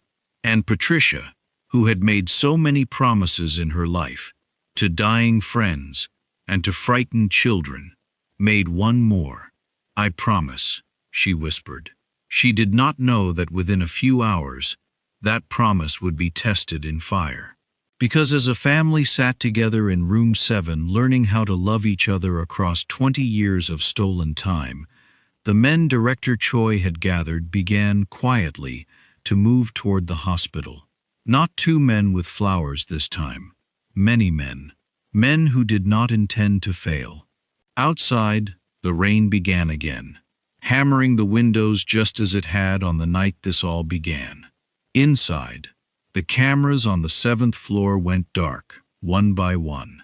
A stairwell door clicked softly locked. A delivery van pulled into the loading dock, and its back doors opened. The hospital that had been a place of miracles was about to become a battlefield, and the little girl at the center of it all slept peacefully in a chair, clutching a one-eared rabbit, with no idea that the most dangerous night of her short life was about to begin. The first sign that something was wrong was the silence. The 7th floor of St. Mercy had a rhythm to it at night. The soft beeping of machines, the murmur of nurses, the occasional squeak of a cartwheel on polished floors. And then, all at once, that rhythm changed. A monitor at the nurses' station went dark. Then another. Then the cameras. And a young nurse looked up from her desk, frowning at the blank screens, and reached for the phone to call security, and found the line dead in her hand. She did not know it yet, but the 7th floor had just been cut off from the rest of the hospital like a limb tied off with a tourniquet. Patricia felt it before she understood it. She had not slept. She had been sitting in the chair beside Ji-ho's bed, watching Angel sleep, watching the man who was somehow her daughter's grandfather drift in and out of a shallow, guarded rest, and every nerve in her body had been humming with a warning she could not name. When the lights in the corridor outside flickered and then dimmed to the sickly glow of emergency backup, she was already on her feet. When she heard the first stairwell door bang shut somewhere below, followed by the heavy, unhurried footsteps of men who were not in any rush because they knew their prey had nowhere to run, she knew. They had come. Ji-ho. She shook him gently, urgently. "Ji-ho, wake up. They're here. They're in the building." His eyes snapped open, and for a moment, they were not the eyes of a wounded man in a hospital bed. They were the eyes of the Iron Ghost, cold and clear and calculating, taking in the dim lights, the dead phone, the footsteps, and arriving in a single heartbeat at the same conclusion Patricia had. He was awake now, fully, the fog gone. The warrior returned. But his body was still broken. He could barely sit up. He could not walk more than a few steps. The most dangerous man in Korea was trapped in a body that had betrayed him at the worst possible moment, and he knew it. "Listen to me," he said, gripping Patricia's wrist. "Listen very carefully, because we do not have much time. The room at the end of the hall, the storage room, There is a service elevator behind it that the staff use. It is not on the main system. They may not know it is there. You take Angel, and you go, right now, and you do not stop for anything. I'm not leaving you here, Patricia said. You are not staying to die with me, he shot back. You promised. You promised me you would keep her safe. That is the only promise that matters now. Take her and go. But it was already too late for the clean escape, because at that moment, Angel woke up. She sat up in the chair, rubbing her eyes. Her one-eared rabbit clutched to her chest, and she looked around at the dim room, and the tense adults, and the fear on her mother's face. And being a very perceptive little girl, she asked the worst possible question at the worst possible time. Mommy, why is it so dark? Are the bad men here? Because of course she knew about the bad men. Children always know more than the adults think. And in the corridor outside, the footsteps stopped, right outside the door. For one held breath, nobody moved. Patricia's arms tightened around Angel. Jiho's hand closed around the metal rail of the bed, and Patricia watched him gather himself. Watched 20 years of buried menace rise into a body that could barely hold it. There was a soft sound on the other side of the door, the sound of a handle being tested. Patricia's eyes darted to the far end of the room, to the window, to the chair, to anything, calculating the impossible distance to a service elevator they would never reach in time. She had counted exits her whole life, and for the first time, she counted and came up with none. When they come in, Jiho breathed, so low only she could hear it. You do not look at me. You do not wait. You take her into that bathroom. You lock the door, and whatever you hear, you do not open it. Do you understand me? Jiho, do you understand me? She understood. She hated it. Every cell of her hated it, but she understood. She gathered Angel up, and she began to move, slow and careful, toward the small bathroom at the side of the room. And Angel, sensing the terror in the air, the way small children always do, began to cry, softly, into her mother's shoulder, and clutched her one-eared rabbit so hard its remaining stuffing bulged. I don't like this, the little girl whimpered. I don't like the bad men. Mommy, make them go away. I will, baby, Patricia whispered, though she did not know how. I promise I will. What happened next happened fast, and it happened in the dark, and years later, Patricia would still not be able to put all the pieces of it in order. The door burst open, men poured in, and the room, which a moment before had held only a broken man, a frightened mother, and a sleepy child, exploded into chaos. Patricia grabbed Angel and threw herself into the corner, shielding the little girl with her whole body. Jiho, wounded as he was, did the only thing he could do, which was to hurl himself between the attackers and his family. A lion with broken legs, still trying to guard his cub, roaring at them to stay back, buying seconds with his own body.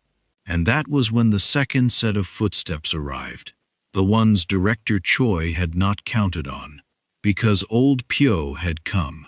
The stubborn old wolf, still bandaged from the last attack, had not gone home to heal like a sensible man.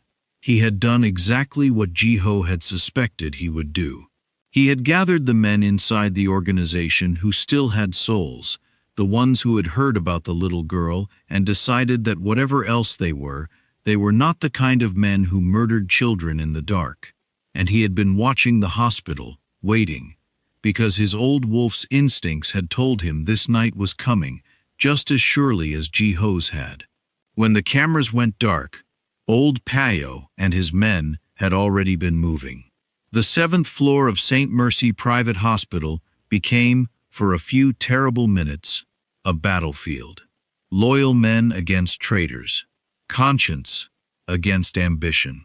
The men who would die for the boss's blood against the men who had been paid to spill it. Patricia crouched in the corner, with her hands over Angel's ears, and her body curved around the child like a shell, whispering the old lullabies from Nigeria into her daughter's hair, trying to drown out the sounds of a violence no child should ever hear. And through it all, Jiho stayed between his family and the door, refusing to fall, refusing to let anyone past, a dying king making his last stand for the one thing in the world worth standing for. When it was over, the room was very quiet and very still, and old Pyo was standing in the doorway with blood on his sleeve that was not all his own, breathing hard, looking older than the mountains. The attackers who could still walk had fled. The ones who could not would trouble no one again. And in the corner, slowly, carefully, Patricia lifted her head and checked her daughter and found her whole and unhurt and staring up at her with those enormous dark eyes. "Is it over, Mommy?" Angel whispered. "It's over, baby," Patricia breathed, tears streaming down her face. It's over. But the true reckoning was still to come, because Director Choi had made one final, fatal mistake. He had failed, and in the world Kang Ji-ho ruled, there was no mercy for a man who moved against the boss and missed. They found Choi trying to leave the city before dawn, and they brought him to Ji-ho, who by then had been moved to a secure location to recover, still weak, still wounded, but very much alive, and very much himself again. And the meeting between those two men was one that the survivors would whisper about for years, though no one outside that room ever learned exactly what was said. What everyone knew was this: Choi went in expecting to die, and he did not die, because the man he faced was no longer only the Iron Ghost. He was something the organization had never seen before. He was a man who had looked into the face of his own granddaughter, and remembered, at long last, that he had once wanted to be good. "You thought?"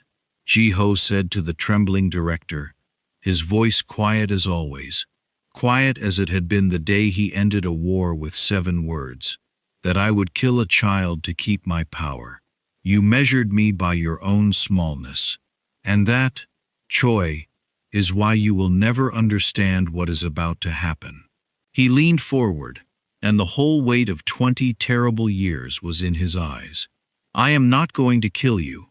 The old me would have. The old me killed for far less. But that man died on a hospital bed a few nights ago, and something better woke up in his place. So here is what I am going to do instead.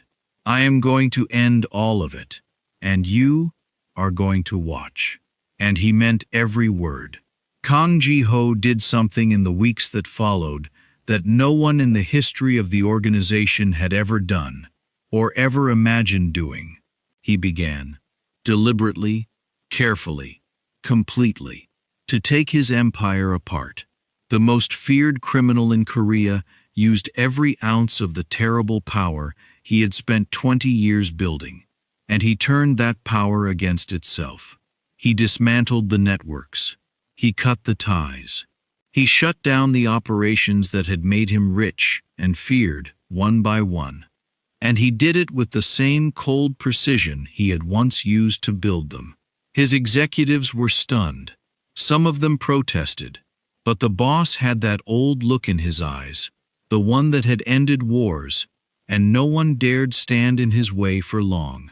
He took the legitimate wealth, the enormous fortune that could be untangled from blood and made clean, and he began to give it away, not once a year now, not in secret, but openly, deliberately, pouring it into the things that could not be undone, but could perhaps be paid forward. When Ji-ho called in his old accountant, poor trembling Mr. Bay, the man who had spent a decade terrified of the boss, and mystified by the mysterious yearly donation, and told him that from now on the giving would be constant, enormous, and entirely legal, Mr. Bay did not faint, which was itself a small miracle. Instead, The little accountant stood there for a long moment, and then, very quietly, he asked the question he had been too afraid to ask for 10 years. "Sir, the date, the one you always insisted on. May I ask, at last, what it means?" And Ji-ho, who had never explained himself to anyone, looked at the man who had guarded his secret without ever understanding it, and told him the truth. That it was the day he had been told the woman he loved and their unborn child had died. That every year, unable to grieve them any other way, he had given everything he could to children who had also lost the people meant to protect them. Mr. Bay, that nervous, timid little man, listened to all of it, and then he did something no one had ever done in that office. He wept for his boss. "All these years," he whispered, "I thought you were the coldest man alive, and you were the one grieving hardest of all."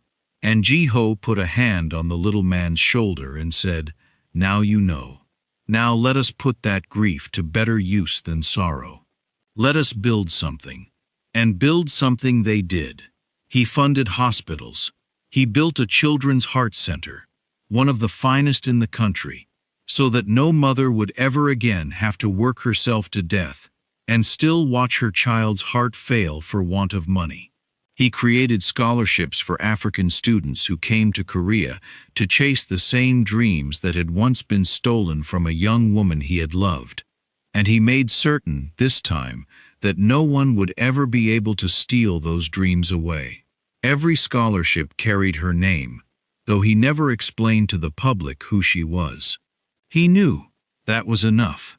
As for old Pio, the stubborn old wolf who had bled twice for a child who was not his blood, Ji-ho offered him anything he wanted. Money, a quiet retirement by the sea, whatever a lifetime of loyalty could buy. And old Pio, gruff to the very end, refused all of it, and asked for only one thing.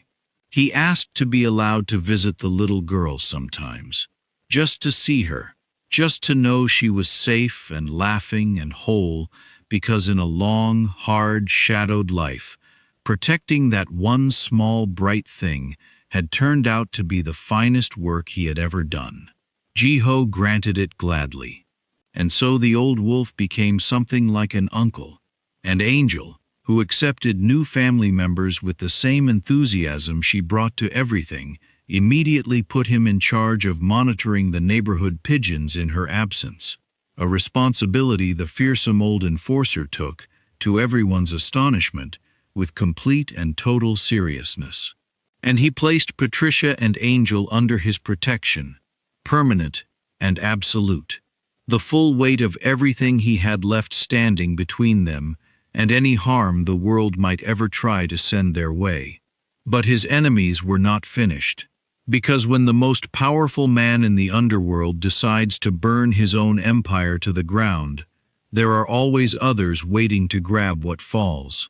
One last faction, one final group of desperate, dangerous men, decided that if Ji-ho would not rule, then he would not live, and they came for him one more time. And here, Kang Ji-ho made the choice that defined everything. The choice that turned a monster into something the world had no name for. He did not answer their violence with violence. He did not unleash the last of his terrible power and drown them in blood, though he could have, though the old him absolutely would have. Instead, he walked into a police station, in the light of day, of his own free will, and he surrendered himself. He confessed to his crimes. He handed over evidence, names, records, everything the authorities had spent decades failing to obtain. He brought down not only himself, but the whole rotten structure that had lied to a young woman, that had told a grieving man his family was dead, that had turned him into the iron ghost in the first place. He tore it all down, and he stood in the ruins, and he did not run. He did it because he understood, finally, the thing he had been too broken to understand for 20 years. That power had never protected the people he loved. Power had killed them. power had lied to them, hunted them, scattered them across the earth. And the only way to truly protect the last piece of his family was to remove himself and his shadow from her life entirely. Angel deserved a future with no blood in it, and the only man standing between her and that future was him. The trial, when it came, was the largest the country had seen in a generation. The most feared man in Korea, the ghost the authorities had chased for 2 decades and never caught, walked into the courtroom on his own 2 feet, refused every offer of a deal, and pleaded guilty to all of it. He did not beg. He did not make excuses. He did not blame the men who had made him or the lie that had broken him, though he could have. He simply stood and answered for what he had done and accepted whatever came next. Reporters could not understand it. The most powerful criminal in the nation, a man who could have run, could have fought, could have bought his way free 100 times over, choosing instead to lay it all down. They wrote 1,000 theories. Not one of them guessed the truth, because the truth was a 6-year-old girl in a yellow raincoat, and Ji-ho never once spoke her name in that courtroom, guarding her from the world's eyes even as everything else he had was stripped away. Only a handful of people knew the real reason the Iron Ghost surrendered, and they were the only people whose opinion had ever mattered to him anyway. "Why, Grandpa?" Angel asked him on the last day she was allowed to visit before he went away, her small hand in his, tears running down her face because even a 6-year-old could feel the weight of a goodbye. "Why do you have to go?" And Ji-ho, the man who had ended a war with 7 words, who had been dragged back from death by 7 more, knelt down as best his healing body would allow, and looked his granddaughter in her enormous dark eyes, and gave her the only answer that mattered. "Because a long time ago," he said softly, "I made a promise to your grandmother. I promised her I would always come back for the people I love, and I would always keep them safe. I broke that promise once, little one, not because I wanted to, but because the world would not let me keep it. And I have spent 20 years paying for it. But you gave me a second chance. You walked into that room, and you said 7 words, and you gave a dead old man one last chance to keep his promise. And this, Angel, this is me keeping it. Keeping you safe is the last and best thing I will ever do. So I need you to be brave for me. Can you do that?" Angel sniffled and wiped her nose on her sleeve and nodded, because she was, after all, descended from 3 generations of the bravest women who had ever lived. "I can be brave," she whispered, "but I'll miss you. And Professor Feathers the Owl misses people too, you know, even when they have to go." And Kang Ji-ho, the most feared man in the history of Seoul's underworld, laughed through his tears and pulled his granddaughter into his arms and held her like she was the only real thing left in a world of shadows, which, to him, she was. The months that followed were quiet ones, and they were good ones. The kind of ordinary good that the people in this story had almost never been allowed to have. Angel got her surgery. The delicate, expensive, impossible surgery that Patricia had spent years and sleepless nights and every last coin trying to reach. The surgery for the rare heart condition that had shadowed the little girl's whole short life was performed at the very children's heart center that Ji-ho's fortune had built. The night before, Patricia could not sleep, and she found Ji-ho awake too, sitting quietly by the window of the safe, warm place they now called home, looking out at a city that had taken so much from all of them. She sat down beside him, and for a long while neither of them spoke. Then Patricia said the thing that had been weighing on her. "I spent years hating your world," she admitted. "The men in the black cars, the fear. I built my whole life around keeping her away from all of it. And now, The only reason she gets to live is because of you." She shook her head. "I don't know what to do with that." Ji-ho was quiet for a moment. "Neither do I," he said at last. "I spent 20 years being the very thing that took my family from me. And the only good I have left to offer is the money I made being that thing. It is not clean. None of it is clean. But if it buys that little girl a heartbeat, then let it be the one good thing that money ever did." He looked at Patricia, and his hard face softened. "You kept her alive when no one helped you. You worked yourself to the bone for a child who is not even your blood, asking nothing, telling no one. Do not ever think you owe me anything.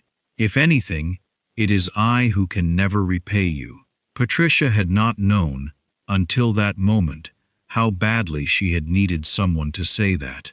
And she wept, quietly. And Ji-ho, awkward and unpracticed at comfort, sat with her, and did not try to fix it, and simply let her not be alone. That, too, was a kind of healing. The finest surgeons in the country worked for hours the next day to repair the fragile heart of a little girl, who had, with that same heart, brought a dead man back to life. Patricia and Ji-ho sat side by side in the waiting room. The nurse and the former mafia boss, an unlikely pair bound together by love for the same small person, watching the clock, saying nothing, both of them silently making promises to a God they were not sure was listening. And when it was over, when the surgeon came out into the waiting room and pulled down his mask and smiled and said the words Patricia had been praying to hear for 6 long years, that it had worked, that the heart was strong now, that Angel was going to be all right, Patricia Williams sank to her knees in the middle of that hospital and wept with a joy so total it had no bottom. And beside her, a man the whole world had feared covered his face with his scarred hands and shook with a relief he had no words for. The little girl who had healed a mafia boss had, in the end, been healed by him too. The promise had come full circle. A garden, months later, on a bright, clear day, the kind of day where the sky is so blue it almost hurts to look at. A peaceful place, far from shadows and black cars and men in suits. There is a bench, and on that bench sits a woman named Patricia, watching, smiling, no longer counting coins in the dark, no longer sleeping 3 hours a night, finally, at rest. And running across the green grass, laughing, healthy, her repaired heart beating strong and sure in her chest, is a little girl with enormous dark eyes and a one-eared rabbit tucked under her arm. She is chasing pigeons. Of course she is. She has already named 3 of them, and she has strong opinions about all of their romantic lives. And walking slowly toward her across that garden, older now, grayer now, but free in a way he has never been in his entire life, is a man. He has paid for what he did. He has stood before the world and answered for his crimes, and made what peace a man like him can make. And now, on this bright, clear day, he has come to see the last and best piece of his family, in a garden with no blood in it, under a sky with no shadows. He has changed, in these months. You would see it if you looked at him.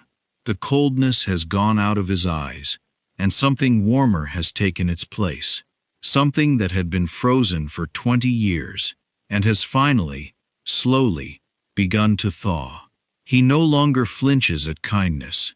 He no longer measures every person he meets for the threat they might pose. He has learned to sit in a garden and simply be, which for a man like him is a greater victory than any war he ever won. He carries a small worn photograph in his breast pocket now, the same one that started all of it.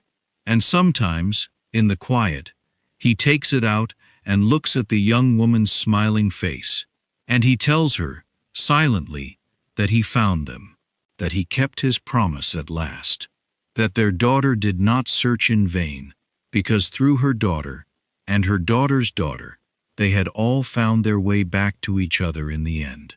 And he swears he can feel her smiling back. Patricia has changed too.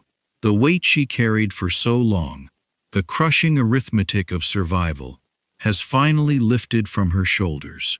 She has gone back to nursing, but on her own terms now, at the very heart center that saved her daughter, teaching younger nurses the thing she knows better than anyone, which is how to hold the hand of a frightened person and make them believe, if only for a moment, that they are not alone. She still sings the old lullabies from Nigeria at night, but now she sings them without fear. Angel sees him, and her whole face lights up like the sunrise lighting up a valley, and she abandons her pigeons entirely, and she runs to him as fast as her strong new heart will carry her, and she throws her arms around him, and she calls him the name that means more to him than any title the world ever gave him. More than boss, more than Iron Ghost, more than any of it. Grandpa, and for the first time in more than 20 years, without pain, without grief, without a single shadow lurking behind it, Kang Ji-ho genuinely smiles, because power had made him feared, and wealth had made him admired. But it was love, in the end, only love, carried across 20 years and 2 continents and 3 generations of unbreakable women, spoken at last in the voice of a crying child, that brought a dying heart all the way back to life. 7 words, that is all it took. 7 words, and a promise that refused to die, even when the people who made it did. Think about that for a moment. Think about how many hands that promise passed through. A young woman whispered it to the man who saved her. He whispered it back to her in the dark, and sealed it with a vow. She carried it across the world and pressed it into her daughter, who carried it back again, searching a city of 10 million faces. A dying grandmother pressed it into a little girl too young to understand it. And that little girl, knowing nothing, understanding nothing, carried it up 7 floors and into a sealed room and laid it in the hand of a dying stranger who turned out to be her own blood. Not one of them ever gave up on it. Not one of them ever let it fall. Across 20 years, across 2 continents, across the grave itself, a single promise was carried like a candle cupped against the wind, passed from failing hand to failing hand, until at last it reached the one heart that needed it most, and lit it back to life. That is the thing I want you to carry away from this story tonight. The people we love do not truly leave us, so long as the promises they made still have someone willing to keep them. Now, before you go, let me leave you with something to think about, and I really do want you to answer me in the comments. Do you believe a man like Kang Ji-ho deserved a second chance, after everything he had done? Was it the little girl's voice that woke him, or the power of memory, or the promise he had made decades before that truly brought him back? And have you ever had a promise in your own life, one that was passed down to you, one that changed everything? Tell me your story down in the comments. If you enjoyed this story, imagine having 20 more unforgettable Mafia Boss romances, ready to read or listen to, whenever you want. That's exactly why I created the Ultimate Mafia Boss Love Collection. Inside, you'll find 15 complete stories, 20 audiobook versions, and 5 exclusive bonus stories that aren't available on YouTube. You can get instant access through the link in the description. Hit that like button. Share this video with someone who needs to be reminded that it is never too late to come home. And subscribe to the channel so you never miss another one of these unforgettable Afro-Korean stories. Thank you for watching all the way to the end, besties. Tell me in the comments where in the world you are watching from, and I will see you in the next story.